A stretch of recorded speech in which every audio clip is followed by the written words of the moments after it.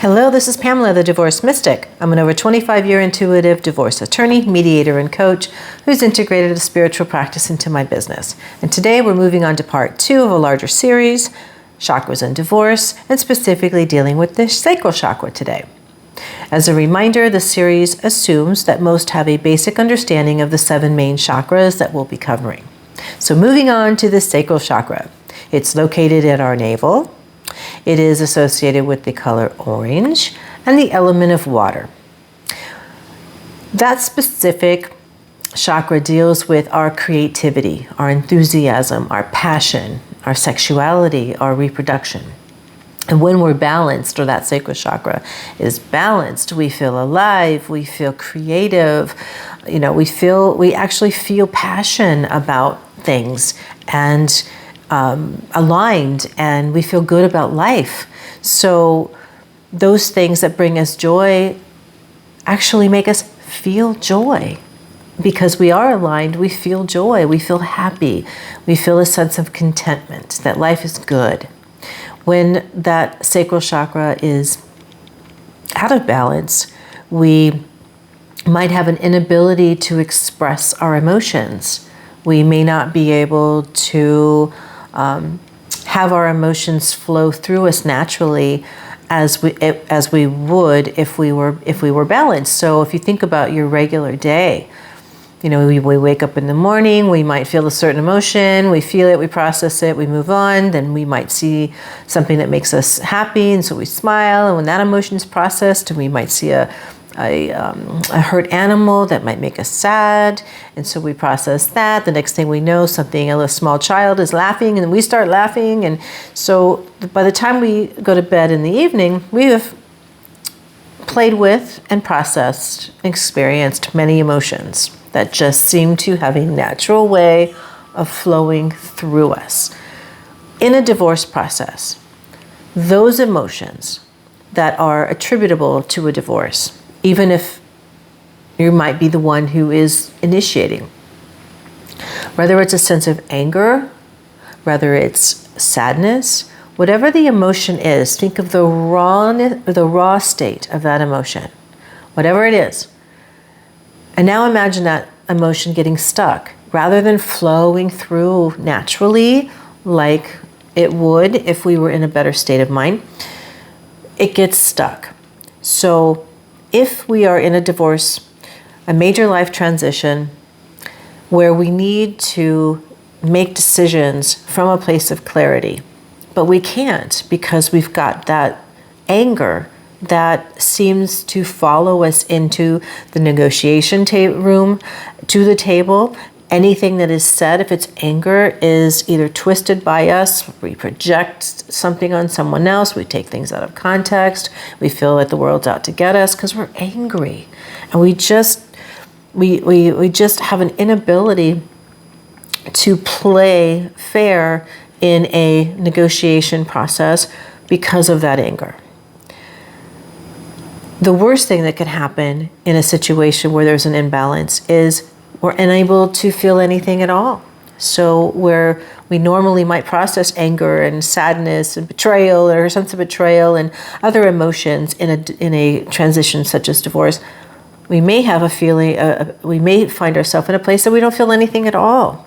So in those situations, the negotiation table is not your friend, right? It's not our friend in that situation, because if we can't feel anything, how can we be creative, number one, to play in the different options that might be available to us? How do we feel and know what's important to us? What is in our interest? We don't feel anything. We might cause a situation that pushes the other side to want to force litigation because it seems as though we're dragging our feet. When one client drags their feet, the other one wants to push. If the other one's pushing and there's a misalignment, that's when court naturally takes place, or it seems to be the only option, because we are at a place where we're at a standstill. Either you move forward or I'm going to do this or that. And as the attorney or mediator in some of these situations, I have a first row seat at watching the travesty of one person is just They might be ready tomorrow or a few days from now, but they're just not ready today. But there's an inability for them to communicate or express that honestly and naturally. I'm having a hard time processing this anger right now. I don't want to say or do anything that I can't take back. I don't want to project onto you. I don't want to misstate or twist something that somebody might say in the room. It's not going to be beneficial. That takes an inner strength to be able to be honest with our raw emotions and the ability to acknowledge and share the fact that we're not so secure right now in our ability to feel confident in sitting at a negotiation table. So other things that come up with an imbalanced chakra is the feeling of jealousy. We may never be jealous of anything because we're self-secure and we're okay within ourselves, and all of a sudden we might feel a sense of jealousy. Or we might find ourselves overindulging in things that we might have looked to before for soothing purposes, whether it's a piece of chocolate, another piece of, another item of food, or an alcohol, a drug, whatever, sex, whatever it may be that one gravitates to when they're looking for just a little comfort or a little soothing. That sometimes is on high. So in a divorce, it's important to pay attention to not just the physical aspects of the divorce, what's happening on a day-to-day basis, who's representing me, what do I have to do, where do I sign, what's important, what's this concept mean, all the physical things that we have to do. It's important to pay attention, if nothing else, to the energetic health that you're experiencing, because that is what's going to move you through the process easier.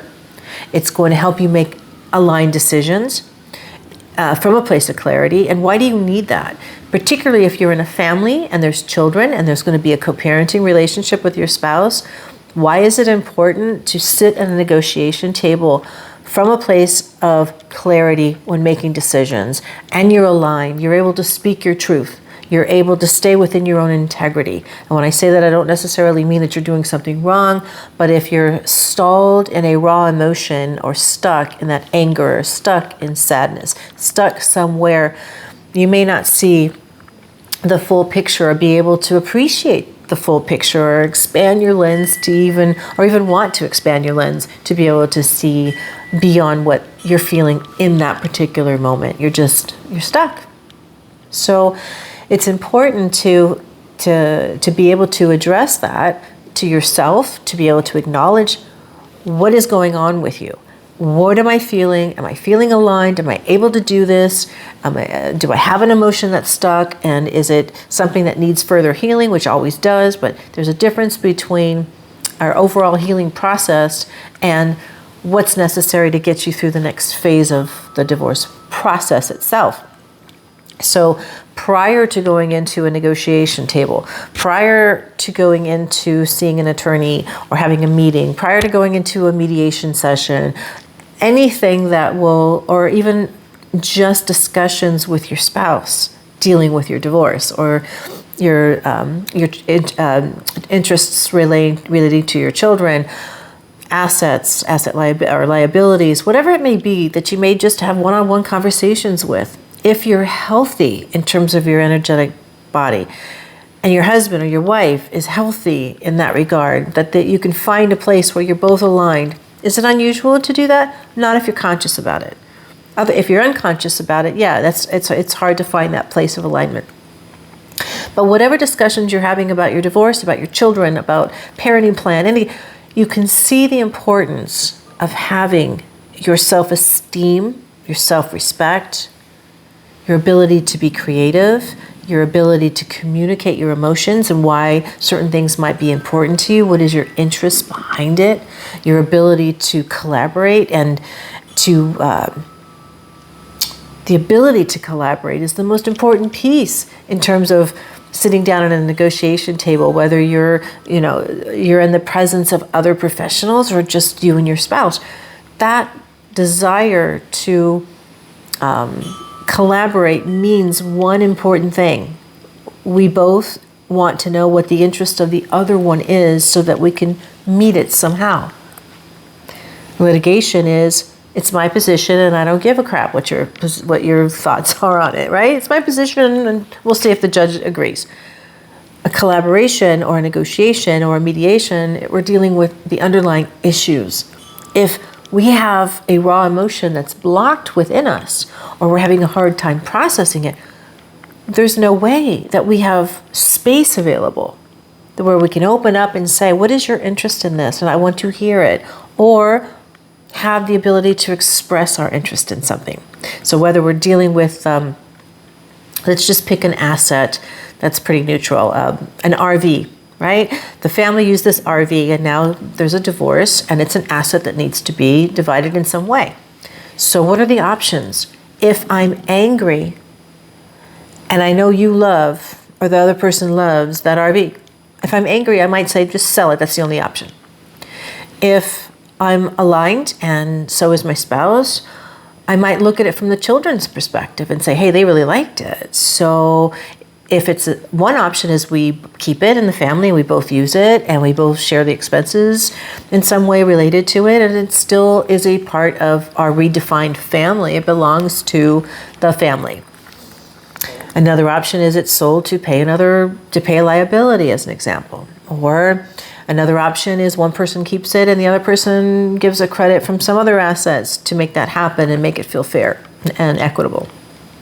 That's 3 out of many. There could be multiple options, but if there's an imbalance in how you're feeling energetically, then there's no creativity to even see why it would be beneficial to keep it in the family or to use it to pay off a debt or whatever, if another emotion is controlling that decision. So I think that makes it clear that having a balanced sacral chakra allows you to stay in your own integrity. It allows you to feel your self-respect and your identity. It allows you to not be jealous that something's going to be taken away from you. If they have it, then I don't, and that makes me feel jealous. When your normal behavior or your normal thought process would never even include such a thought. Thinking about something later and saying, that was silly. Sometimes parties make decisions under that stress and under that feeling that they can't take back. They weren't able to see it from a place of clarity, and they made that decision. And once you make the decision and the paper's signed, you can't take it back. Yeah, you could possibly have a very understanding spouse that will allow some buyer's remorse, but that's not typical. Usually, when the ink is dry and it's signed, it's hard to go back. So another thing that happens when you're in negotiations and you're working together, and you're dealing with interest-based understandings as you're going through these options, is you're learning to communicate. Why is it important to communicate? Because if you have children, that family that stays a family, even though there's a divorce, it just looks different. As you're redefining that family, you're redefining the family through the divorce process. How you behave and how you operate during the divorce process is usually what you carry forward, moving into the future after the dust settles. That's usually what you find people doing. That becomes the new norm. Why would we want something other than that to be the norm? What do we want to be the norm? If there's children and there's going to be co-parenting, we want to learn to communicate. We want to understand the way and be able to communicate our interests and our emotions and be honest with them and hear it from the other side, create that space to hear the other party without that anger or whatever the other emotions that might taint it, so that when we're dealing with each other in a co-parenting situation moving forward, the children benefit. They see that there is a intelligence, an emotional intelligence, but they also understand energy more than we do. So they feel our energy, and that's how they learn to operate in the world, by following us, right? If we're carrying around a bad energy or negative, they react to that. If it's good, they react to that. So the practice that couples go through during a divorce process, they don't realize that that is a really good learning experience on how to not be married, but still appreciate the other for the goodness, for the humanity, for the fact that they're the parent of your children, the fact that you have to learn to work together moving forward so that your children have a healthy future and can actually make good out of two houses. You know, there's something to be said when a child would get excited that instead of one bedroom they get two, and maybe in mom's house it's pink and in dad's house it's green, but it's also ignites their creativity if you allow it, rather than making them afraid or that it's different. Yeah, it's different, but it might be fun. So we control that as the adults in the room, what our children feel. So every day, if you're going through a divorce or a separation that may lead to divorce, or it is in a divorce process, be sure that you pay attention to how you feel. Even if it's simply, like I said in the root chakra video, just closing your eyes and saying, how do I feel? What color is that orange? I don't know, I can't see. Okay, how do I feel? Do I feel excited? Do I feel creative? Do I feel enthusiastic? Of course, I'm in the divorce process, so I'm never going to feel overjoyed. But do I feel confident enough in how I feel that I can move forward and participate in this conversation or this meeting or this mediation, whatever it is that's dealing with your divorce process? Can I do it from a place of clarity and make decisions that are aligned and good for me and in my integrity and for the highest good of all, knowing that I have to move forward in this and walk the walk and live the agreement in reality? It's not just an agreement that's in writing and then you leave. It's an agreement, particularly if there's children and there's a parenting plan, you have to live that. So part of creating that new dynamic with your spouse and developing that communication or that co-parenting relationship is flexibility. So if something doesn't work right, you can tweak it without the other one feeling angry, jealous, vindictive. Oh, you don't like that? Great. This is my way of getting back at you. Those things can be prevented. It's never going to be perfect. I'm not trying to fool anyone into thinking it's perfect. But those who do, and I have front row seat for many divorces, many negotiations, good and bad. And it's the ones that are willing to bend, willing to take the advice, to do something different out of their nature, out of the box, to open up fully, to allow themselves to forgive, allow themselves to see the goodness, allow themselves to, if nothing else, just deal with the interests behind what somebody is talking about. That's it. If they only do that, those people normally have a successful divorce to the most extent possible. And their ability to co-parent and communicate after the process without leaning on other professionals or leaning on a court to make decisions for them, they're able to get through that process and carry that energy forward. That's the best gift that I can see as a professional that these people give their children. And although we don't represent, or whether we're the attorney in a case, a mediator in a case, a mentor or a coach in a case, we don't have direct contact with the children. But we also know that we are representing those children through their parents. And if somebody comes in to a process and they're unable to find their footing, there's more to a divorce than just the physical aspects. So keep that in mind and know that mastering you don't even need master level, but I'm going to use the word because I'm going to set the bar high. Mastering your ability to